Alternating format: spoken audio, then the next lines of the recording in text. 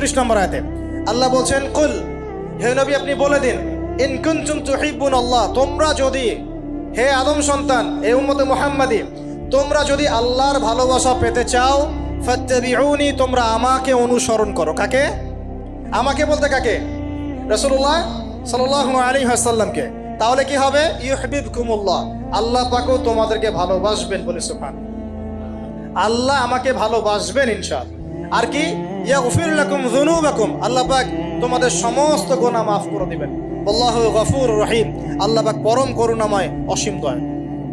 তার মানে আল্লাহকে পাওয়ার, আল্লাহর ভালোবাসা পাওয়ার 2 নাম্বার কি মাধ্যম? নবী সাল্লাল্লাহু আলাইহি ওয়াসাল্লামের সুন্নত অনুযায়ী জীবন করা। ভাই শুরু করব কোত্থেকে? শুরু করবেন চেহারা থেকে। কোত্থেকে? চেহারায় দাড়ি ছেড়ে দিব ইনশাআল্লাহ। রাজি আছি তো? গোফ ছোট করে ফেলবো ইনশাআল্লাহ। রাজি আছি তো ইনশাআল্লাহ? চেহারায় সেজদার দাগ থাকবে ইনশাআল্লাহ। তার মানে নামাজি